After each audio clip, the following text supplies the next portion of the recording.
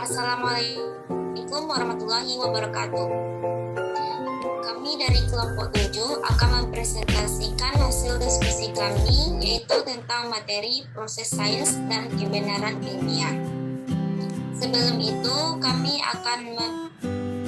itu saya akan memperkenalkan anggota kelompok saya terlebih dahulu.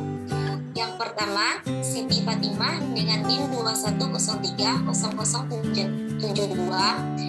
Yang kedua, Legis Tusep Irdatilla dengan NIM 21030054 dan Trilika Wulandari dengan NIM 21030028. Poin-poin yang akan kami bahas terdiri dari 2 poin, yaitu dasar-dasar sains dan kebenaran ilmiah.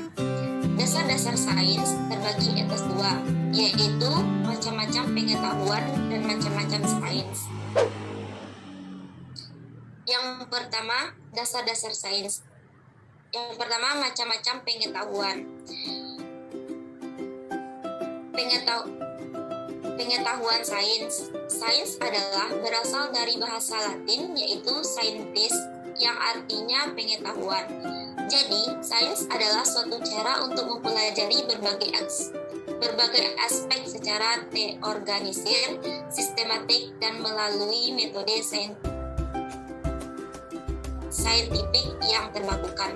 Contohnya, keingetahuan seseorang terhadap buah jeruk yang telah ditanam. Yang kedua, pengetahuan filsafat.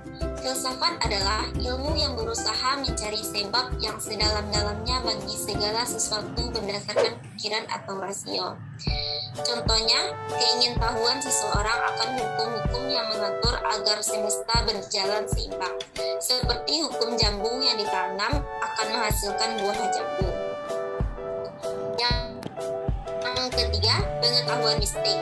Kata mistik berasal dari bahasa Yunani, yaitu maistikos, yang artinya rahasia, yang merupakan hal gaib yang sangat diyakini hingga tak bisa dijelaskan dengan akal manusia.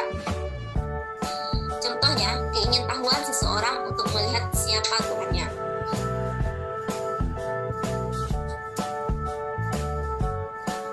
Yang kedua, macam-macam sains. Tujuan diadakan sains yaitu untuk menghasilkan metode yang dapat berguna tentang realitas. Pada umumnya, penyelidik ilmiah menggunakan beberapa bentuk metode ilmiah, yaitu yang pertama, observasi, yaitu pengamatan terhadap bidang kajian. Yang kedua, hipotesis, yaitu dugaan atau jawaban sementara terhadap pertanyaan yang diajukan. Yang ketiga, prediksi, yaitu proses memperkirakan secara sistematis tentang sesuatu yang terjadi di masa depan. Yang keempat, penelitian, yaitu proses yang dilakukan untuk mengetahui apa yang ingin diteliti.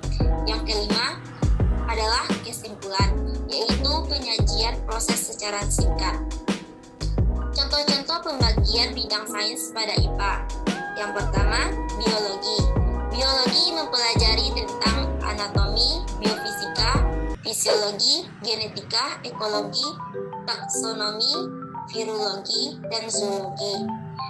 Yang kedua, kimia. Kimia mempelajari analitik, elektrokimia, kimia organik, anorganik, ilmu material, dan kimia polimer. Yang ketiga, fisika, astronomi. Fisika mempelajari tentang astronomi, kinetika, fisika nuklir, dinamika, fisika material, mekanika kuantum. Dan yang terakhir adalah ilmu bumi. Ilmu bumi mempelajari lingkungan, geologi, geodesi, dan paleontologi. Dan yang selanjutnya, kebenaran ilmiah yang akan disampaikan oleh Saudari Siti Fatimah dan Trilika Wulandari. Kepada mereka dipersilakan. Selanjutnya adalah kebenaran ilmiah. Kebenaran menurut arti leksikal merupakan keadaan yang cocok dengan keadaan yang sesungguhnya. Itu berarti kebenaran merupakan tanda yang dihasilkan oleh pemahaman yang menyatu dalam bahasa logis, jelas, dan terpilah-pilah. Kebenaran adalah kesetiaan putusan-putusan dan ide kita pada fakta pengalaman atau pada alam sebagaimana apa adanya. Akan tetapi, sementara kita tidak senantiasa dapat membandingkan putusan kita itu dengan situasi aktual, maka ujilah putusan kita itu dengan putusan lain yang kita percaya sah dan benar, atau kita ujilah putusan itu dengan kegunaannya dan dengan akibat-akibat praktis. Ada berbagai macam teori-teori kebenaran. Yang pertama adalah teori kebenaran korespondensi, yang menyatakan bahwa kebenaran adalah soal kesesuaian antara apa yang dinilai sebagai diketahui dengan kenyataan yang sebenarnya. Yang kedua adalah teori kebenaran koherensi, yang menyatakan bahwa suatu pengetahuan, teori, proposisi, atau hipotesis dianggap benar kalau sejalan dengan pengetahuan, teori, proposisi, atau hipotesis. Yang ketiga adalah teori kebenaran pragmatis, yang menyatakan bahwa kebenaran adalah sama artinya dengan penggunaan konsep pengetahuan atau hipotesis yang benar adalah ini yang berguna. Yang keempat adalah teori kebenaran sintaksis, yang bernyataan tata bahasa yang melekat. Jadi suatu bernilai benar jika mengikuti gramatika yang baru. Yang kelima adalah teori kebenaran semantis, yang menurut teori ini suatu pernyataan dianggap benar ditinjau dari segi arti ataupun makna. Dan yang terakhir adalah teori kebenaran deskripsi, yaitu suatu pernyataan dianggap benar tergantung peran dan fungsi pernyataan itu sendiri. Selanjutnya adalah sifat-sifat kebenaran ilmiah yang akan dijelaskan oleh Tridika Wulandari kepada Tridika waktu dan tempat dipersilakan. Baik, sifat-sifat kebenaran ilmiah. Yang pertama yaitu struktur yang rasional, logis.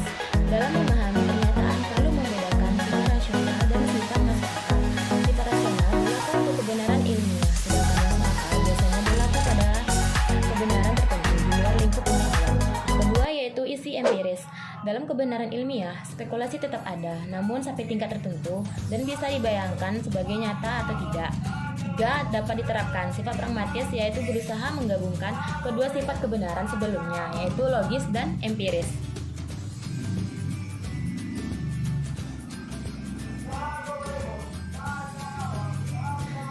Masalah kekeliruan dan kepastian. 1. Masalah kepastian kebenaran ilmiah. Kesimpulan yang mengandung kebenaran sebagai keteguhan sesungguhnya hanya merupakan konsekuensi logis dari pernyataan, teori atau hukum lainnya. Dan karena itu, sejauh pernyataan, teori hukum ilmiah lainnya benar, kesimpulan ini dengan sendirinya pasti benar. Kaum rasionalis akan beranggapan bahwa kebenaran logis, rasionalis bersifat pasti, yaitu pasti benar dan bukan hanya sementara sifatnya. Sesungguhnya, jika ditinjau, kebenaran itu tetap bersifat sementara dan sangat tergantung pada kebenaran, teori, atau pernyataan lain. Bagi kaum empiris, ilmu pengetahuan tidak memiliki ambisi seperti iman dalam agama. Ilmu pengetahuan tidak akan pernah memberikan suatu formulasi final dan absolut tentang seluruh universum. Pengakuan ini dalam filsafat ilmu pengetahuan disebut palibilisme.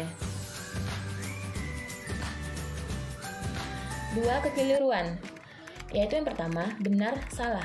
Istilah ini dipakai untuk menilai sifat atau kualitas suatu proposisi atau makna atau isi suatu pernyataan. Pengetahuan bisa dinilai benar atau salah karena pengetahuan pada dasarnya merupakan gabungan dan perpaduan sistem pernyataan. Yang kedua yaitu adalah betul, keliru. Istilah ini dipakai untuk menilai keadaan orang atau si pembuat pernyataan sebagai akibat dari pertimbangan dan keputusannya atas suatu proposisi. Yang ketiga ada tepat, melesat. Istilah ini dipakai untuk menilai jawaban atas suatu pernyataan atau persoalan. Dipakai juga untuk menilai suatu pernyataan, apakah tepat mengenai pokok persoalan atau melesat. Yang keempat ada sahih, tak sahih. Istilah ini kadang juga disebut sound unsound, dipakai untuk menilai proses, prosedur, atau langkah-langkah penalaran dan penyimpangan suatu argumen.